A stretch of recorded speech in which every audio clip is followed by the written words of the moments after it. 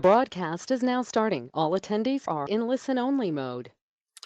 Hello, everyone, and welcome to today's webinar, 8 Signs Your IBM Backup Strategy Has Outgrown Physical Tape When Performance, Reliability, and Recovery Demands Exceed Expectations. My name is Axe Signer, Vice President of Electronic Storage Corporation. Our company is located in Tulsa, Oklahoma. We are software developers, so here in our Tulsa office, we have our own programming staff, as well as customer service and technical support staff. We've been in business for over 30 years, and we're an IBM registered business partner and a Microsoft certified partner. So today's agenda, why tape no longer meets IBM backup and recovery demands.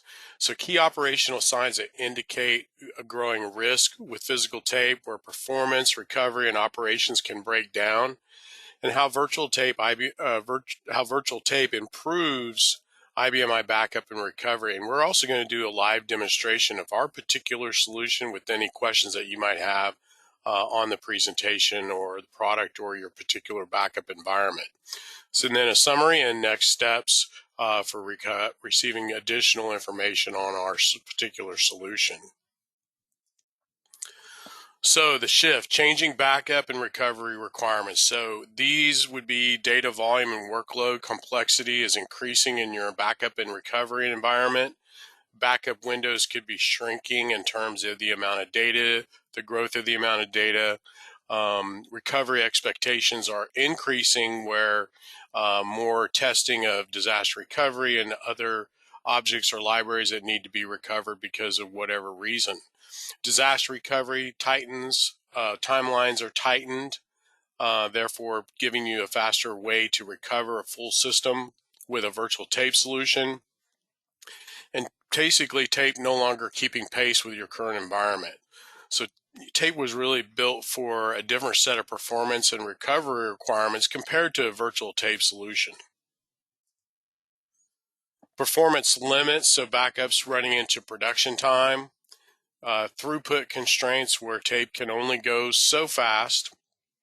Mechanical delays and repositioning of tape, especially slower restores, which we'll also talk about. So you got to increase system load, delay and batch processing, and user disruption. Could be because of physical tape compared to a virtual tape solution. Recovery risk, slow restores from physical tape. Multiple volume complexity. We'll talk about how virtual tape can reduce multiple volumes needed for backups and recovery, as well as data loss, which can result in a number of factors with physical tape, whether the data was lost from the tape was damaged, mislabeled tape. So you could have extended downtime, delayed recovery, and worst case scenario, business interruption because of a physical tape backup and recovery scenario. Also, operational overhead of physical tape where you have manual tape handling, labeling, moving tapes to and from offsite locations for disaster recovery, as well as rotating tapes that could be stored offsite.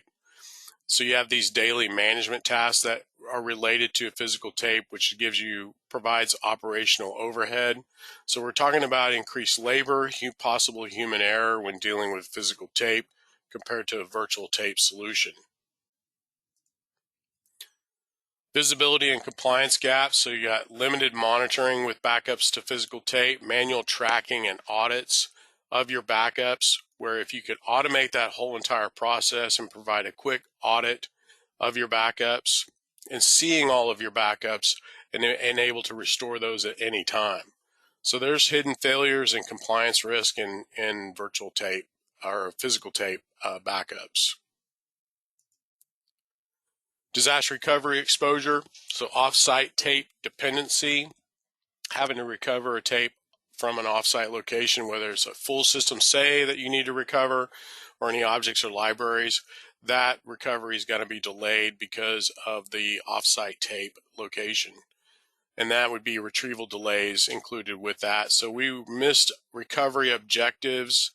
So usually when you need something, if you need it right away, with a virtual tape solution, all of your backups are available to restore from immediately. Infrastructure and scale limits. So say your physical tape device is aging, you're becoming more error prone to your physical tape solution and growing tape volumes.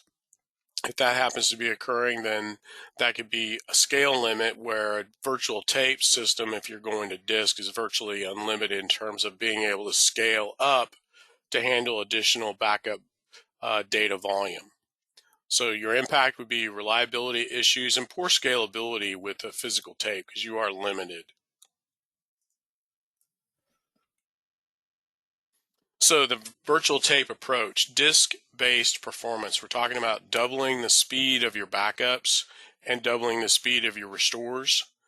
Instant access to backup data, so no more recovering tapes from offsite locations if you need to restore even just an object or a library.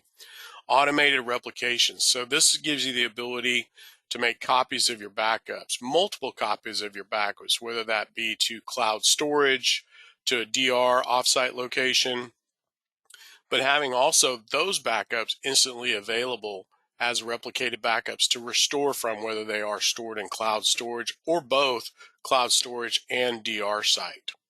So you have real-time visibility of your saves and being able to have real-time restores to immediately have faster, more reliable recovery of your data.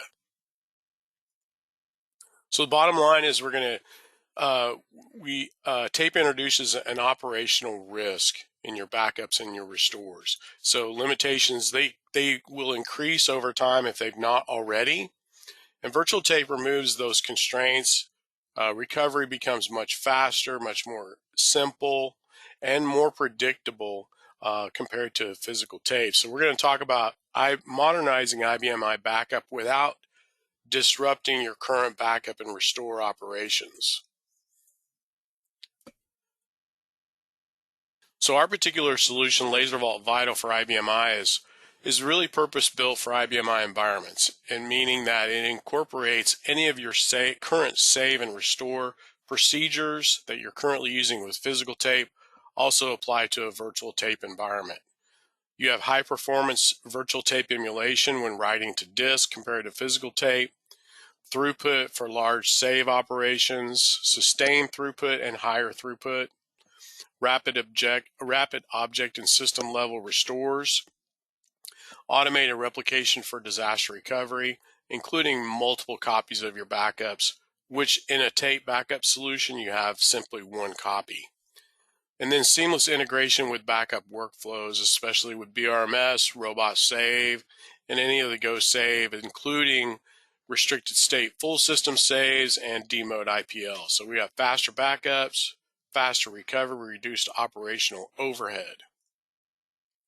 So cache-way distributing, our backups are faster, easier than using tape, and the LaserVault Vital allows to write to virtual backups to their network drives, cloud storage, and this is one of the key benefits of a virtual tape solution, specifically LaserVault Vital, and the ability to write the data to any backup solution that you may currently have in place, any SAN or NAS storage that you have in place, as well as cloud storage. So we'll do a demo of our solution. So I'm going to first go into our web interface. And this is our interface that allows you to log in and access your virtual tapes. But primarily this is used to configure, set up, and define your virtual tape libraries for all your LPARs, so that those devices may be used for your backups. So we got a secure username and password to log in. Going to go to libraries first. I have two virtual tape libraries defined on our demo server that's connected to our Power 10. So we're going to edit library 1.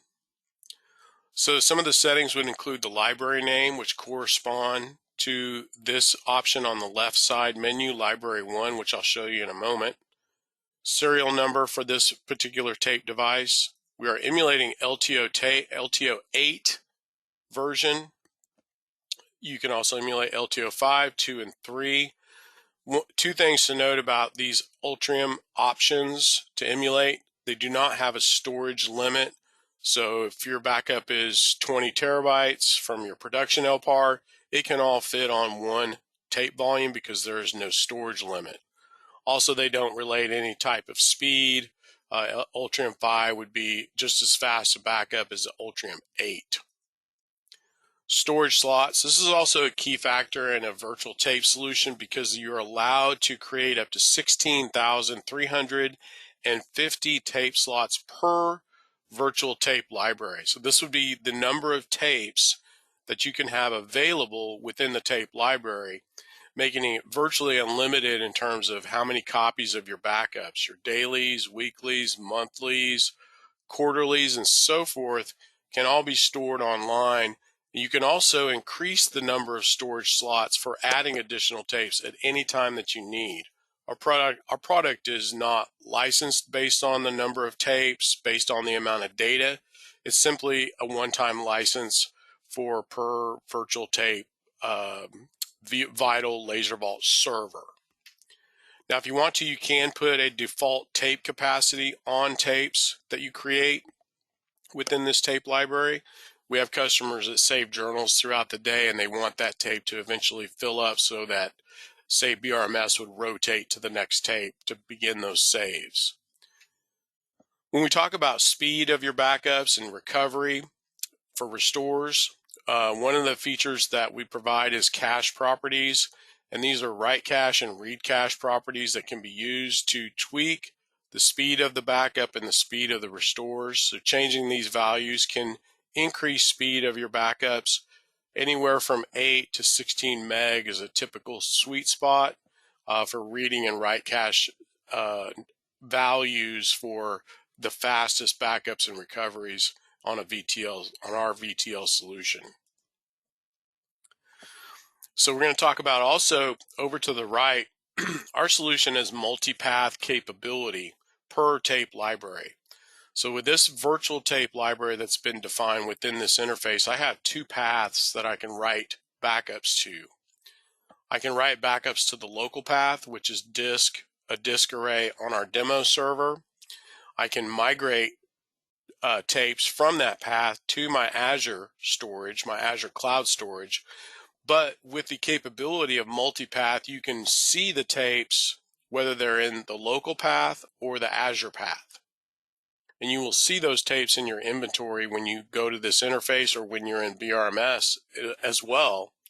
But you'll be able to see, and there's no limit on the number of paths that you can have per tape library, meaning that you can migrate tapes to any path that's defined within this interface, and which is moving those tapes from one path to another. And we're also going to talk about replication.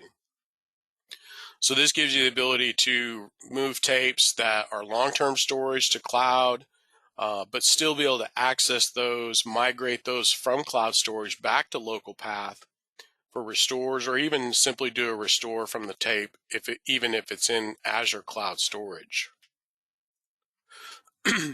Now our product for this particular path, we have what's called data block file count.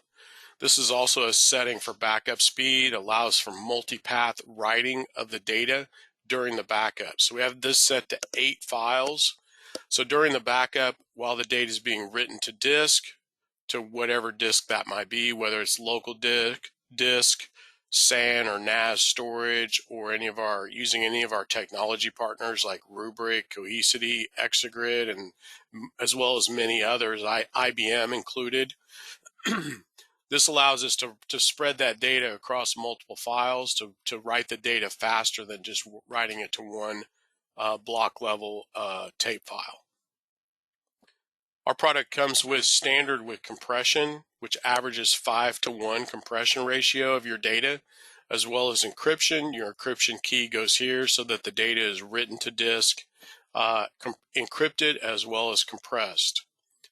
Deduplication is a module of our software, so it is an additional license feature of our product, and deduplication is going to bump up your compression 12-to-1 or higher, so it's going to virtually over double the compression of your data. Reduces the amount of time or the amount of data and the amount of time that you'd have to replicate your backups from one location to another for for creating copies for disaster recovery. And it is also a block level deduplication, so that blocks that are only contain new or changed data would be saved, and blocks that do not are not saved again. Our solution through fiber channel connectivity, and there's two ways to connect a VTL solution, our particular solution, to the IBMI, and that would be either fiber channel, same as a physical tape device or a physical tape library, and SAS is another option for connectivity of the VTL solution to the IBMI. Through fiber channel connection and through a switch, fiber channel switch, you do have NPIV capability, meaning that for each fiber channel port connected to the LaserVault Vital server through the switch, means that you can have up to 64 virtual tape devices per connection. So 16 gig, 32 gig, 64 gig fiber channel speed. Each port can support up to 64 virtual tape devices. That could be a tape library with 64 tape devices, or it could be 64 tape libraries with a single tape device. So my entry here with control path yes basically represents TAP MLB V1 and TAP V1. So that one single entry, that one single worldwide port name zoned on my switch gives me that tape library with that tape device. So it's easy to go in and add additional, just use the add button to add additional devices, whether they are control path yes for another tape library or control path no, which would provide another tape device that it can be used in this tape library. Things for multiple LPAR saves where you're sharing the tape library across multiple LPARs, you can define additional tape devices, as well as using parallel saves and BRMS could be used with multiple tape devices per fiber channel port. Security can be defined within this interface. So as a member of the administrator group, which is my login credentials as admin, these are the features that I'm allowed to use within this interface, and you are welcome to create as many groups as you need, with providing security amongst those groups, and then users belong to those groups when they log in, including not even being able to view the tape library itself and the media that's in the tape library. You can turn that off for that group, for this tape library. Replication and retention. So we talked about on our slides some replication options.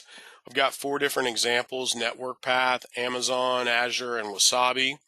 So the first option would be network path, where we're replicating from one server to another, or from one SAN to another SAN. So within the software, within the standard license of our product, this is available, where you can replicate your backups to cloud storage, network path, and even both scenarios, so where you could actually make 2 additional copies of your backups, where you might replicate a copy to a disaster recovery site or co-location, and then also a copy to cloud storage if you wanted to. So when we edit these settings, once this is defined, these jobs are set up to automatically run, typically on a daily basis once the backup is complete. You can actually initiate replication either from a task scheduled on the LaserVault server, or replication can be initiated from the IBMI side to be run as soon as the backup is complete. So we have options to also run, many things can be run within the tape library from the IBMI side, including replication, compression, encryption, those things if they're not running on the LaserVault interface side.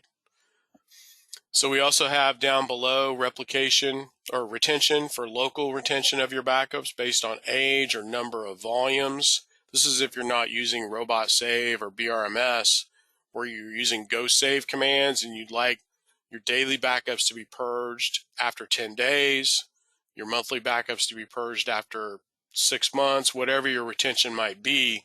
Those virtual tapes can be either initialized so that you can reuse them, or they can be deleted.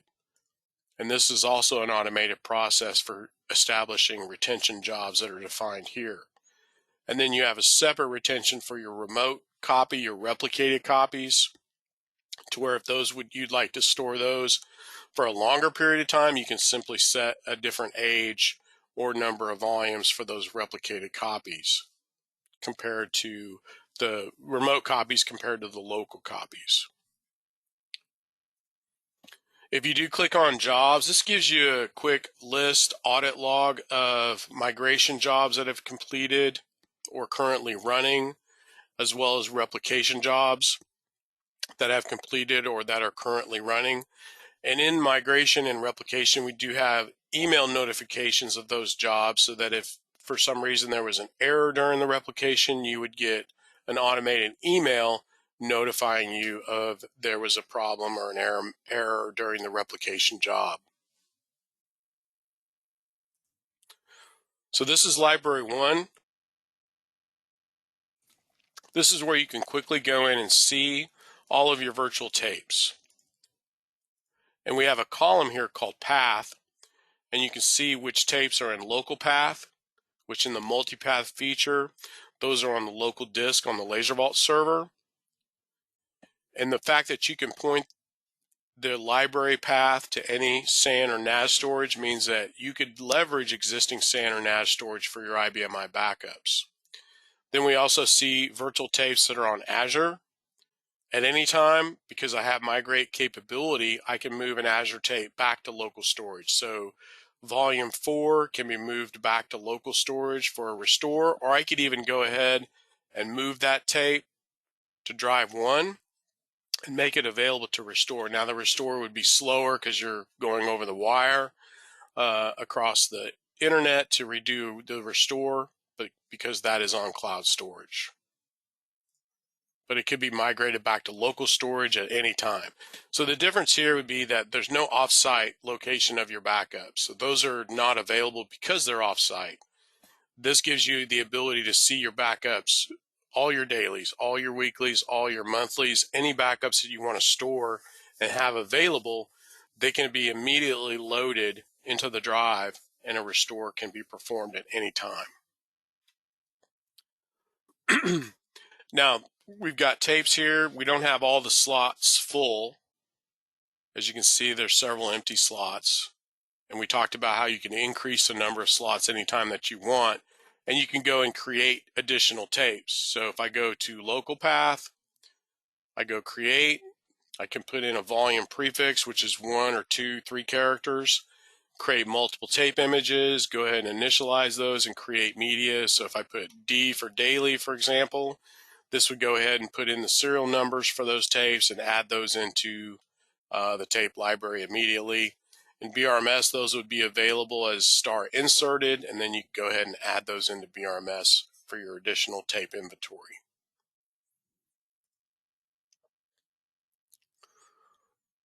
You also have protect, which means if you protect the tape, it cannot be overwritten, initialized, or deleted until it is unprotected.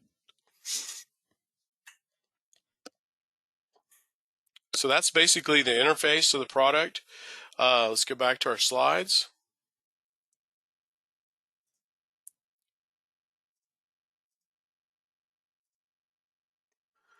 So we did talk about a little bit on the deduplication. It's called bdupe in our solution. So this is additional optional licensing, which is built in to streamline your deduplication of your data. So again, it's a block level deduplication. So you're going to get much higher compression ratio of your data. You can also, there are many settings in the deduplication that allow for you to, if you would like to increase deduplication, which would result in a bit slower restores, you have settings to do that. Or if you want to decrease your deduplication to have faster restores, there is a trade-off with deduplication in terms of restores. But in our settings, you get the option to reduce the amount of data to reduce the compression, deduplication to where it fits, what you're looking for in terms of utilizing disk space, because you want faster restores of your data. So we put in some features in here that allow you to change these settings so that you get the optimal deduplication as well as the fastest restore capability that you're looking for. So this is our gateway solution. We talked a little bit about using Exagrid, Cohesity, Rubric, Pure Storage, IBMI. IBM's Data Protect solution can be used with our product. So this allows us that you can leverage existing storage space for your IBMI backups, which reduces, your initial investment in a VTL solution because you can use existing disk space. So therefore, the gateway solution is just going to pass the data through the fiber channel connections as virtual tape to virtual tapes that are actually going to reside on your storage. So from the VTL server, there's a high-speed connection, usually 10 gig Ethernet, or it could be fiber channel, to where the VTL gateway server can write the data directly to that storage as a gateway, not needing any storage on the VTL server itself. I did mention IBM Defender Data Protect. This is one of our newest technology partners in terms of using their solutions for your backup and recovery of your IBMI data. So we work with IBM Defender Data Protect. If you're looking for a backup solution for all of your other platforms and you'd like to incorporate IBMI, this is an option for you, as well as the others that I mentioned that are also technology partners of LaserVault Vital solution.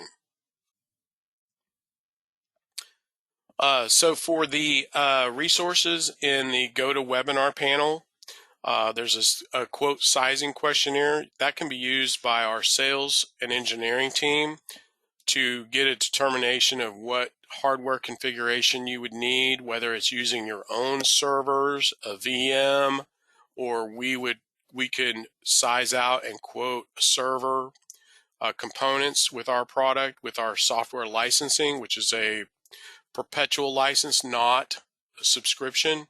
But this can help us give an idea of what hardware requirements you would need for fiber channel or SAS, storage. If you're looking at a gateway solution because you're using existing storage or you're looking at storage for other backups. Also an article, 8 signs you've outgrown physical tape, some customer testimonials, which are just amazing. And LaserVault Vital versus your traditional physical tape is also available. And if there's any questions in the GoToWebinar panel, there is a link there or an menu option to go in and type in any questions that you might have about our particular solution or a VTO in general.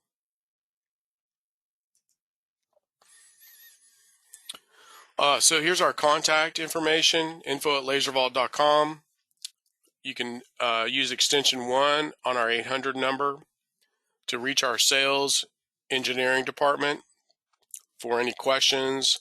If you'd like to set up a personalized demo of our solution to kind of go over sizing, fiber channel or SAS connectivity, go over in more detail, answer any technical questions that you might have. This gives you a demo, and it typically takes just 30 minutes to go over everything on how it would work best in your IBMI environment. And therefore, we can typically instantly provide you quotation on software licensing, server options, fiber channel. Again, even using hardware that you would like to source on your own is definitely an option for our VTO solution. So at the end of this webinar, which is also being recorded and will be available on our YouTube channel, and we'll send you a link to that YouTube video of this particular webinar, as well as you'll see a list of any of our other webinars on our YouTube channel from previous sessions.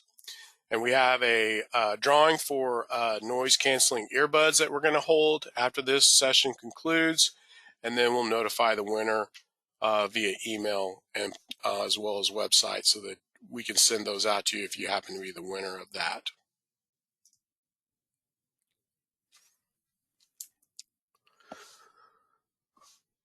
Okay. It doesn't look like we have any questions on the webinar, GoToWebinar panel.